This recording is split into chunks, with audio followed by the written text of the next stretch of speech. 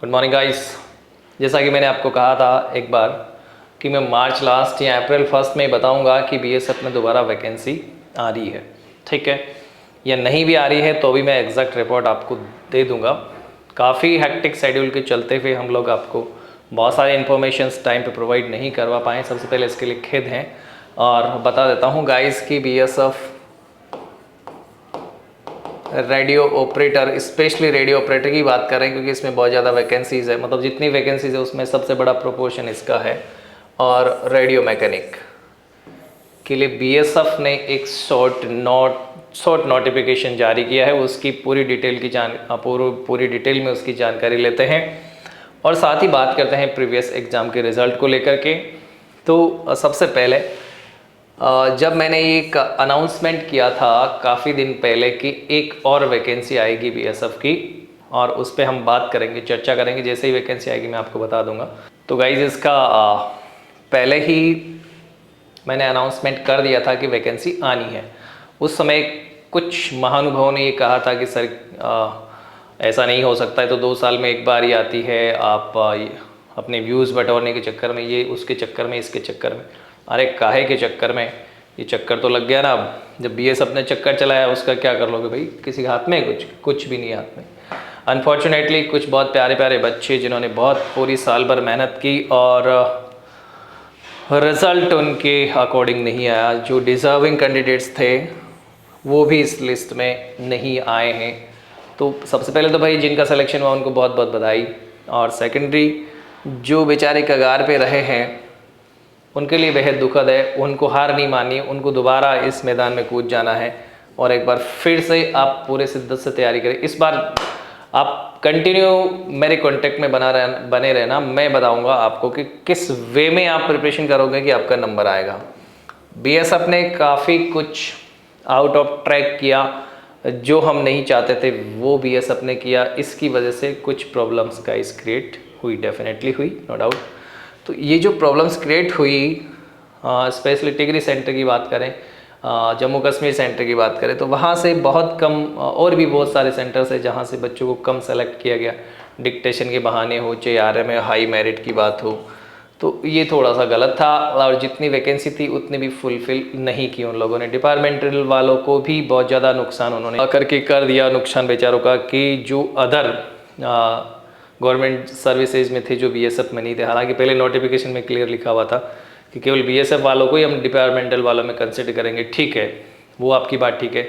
मगर जब दूसरे गवर्नमेंट एम्प्लॉयज़ ने जब अप्लाई किया था तब उनको डिपार्टमेंटल में रोल नंबर दे दिए, कट ऑफ डिपार्टमेंटल के हिसाब से दे दी, अब फाइनल में उनको आउट कर दिया। इसी तरह से उनका मेडिकल किया, ये किया, सब किया, बच्चों को बाहर कर दिया। बहुत ही गलत तरीका था। इस बार इन सब पे सॉल्यूशंस भी होंगे। बीएसएफ इस पे संज्ञान ले रहा है कि भाई ऐसा क्यों हुआ।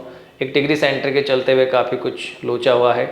उससे पहले जो बीएसएफ का रिजल्ट आया था उसमें कैटेगरी वाइज सब कुछ कट ऑफ वगैरह सब कुछ दी गई थी, और उसके बाद ही आपका रिज़ल्ट जो है वो प्रॉपर वे में डिक्लेयर करने के बाद ही आपको जॉइनिंग अलॉट की गई थी।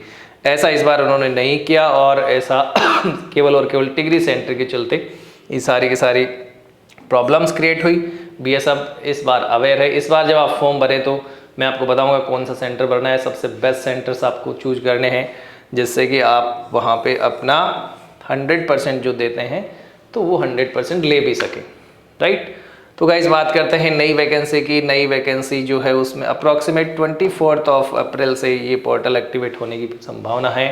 24 अप्रैल से ये पोर्टल आपका एक्टिवेट हो जाएगा, तब आप फॉर्म भर पाएंगे। तो मैं आपको सबसे पहले बता दूं कि भाई जो भी EWS के कैंडिडेट्स हैं वो अभी अपना EWS के लिए अप्लाई कर दें, ताकि फॉर्म भरने से पहले का आपके पास में EWS का सर्टिफिकेट हो, डॉक्यूमेंट वेरिफिकेशन में आपके लिए लोचा नहीं हो, ठीक है।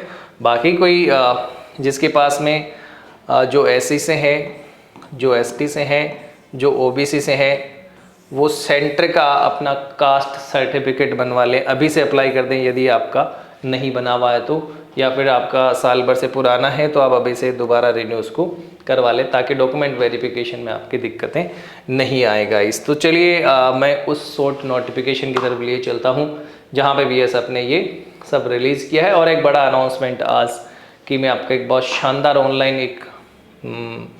ऑनलाइन आपकी क्लासेस लेकर के आऊँगा जो रिटन एग्ज़ाम के पर्पज़ से होगी, साथ में आपका डिक्टेशन टेस्ट तो बाद की बात है, पहले रिटर्न के ठीक बाद में हम डिक्टेशन स्टार्ट कर देंगे गाइस। तो चलिए देखते हैं शॉर्ट नोटिफिकेशन में क्या लिखा हुआ है। हाँ गाइस देखिए ये है नोटिफिकेशन आई थिंक आप लोगों ने देख ही लिया होगा। और बात करते हैं इस नोटिफिकेशन में, ओपनिंग डेट है आपकी 22/4 और क्लोजिंग डेट है 12/5, तो लगभग 20 दिन का आपको टाइम मिलेगा।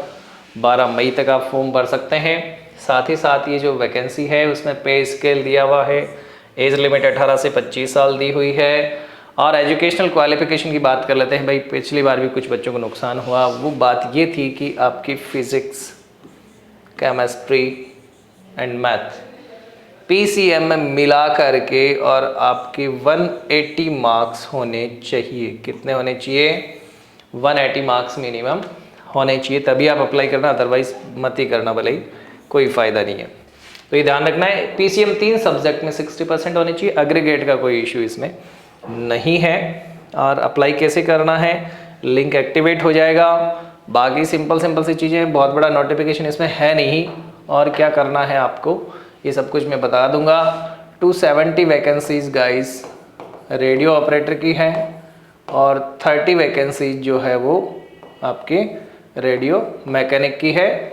रेडियो ऑपरेटर की 217 वैकेंसी है, 217 है। और इस तरह से ये टोटल वैकेंसीज आपकी बन के आती है गाइस। तो इसके ऊपर एक बहुत बड़ा कोर्स लॉन्च करेंगे और आपको ऑनलाइन लाइव क्लासेस प्रोवाइड करवाई जाएगी।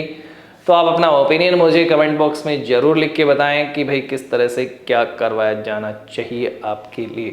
बने रहिए इसी तरह के अपडेट्स के लिए। जय हिंद, जय भारत, वंदे मातरम गाइस।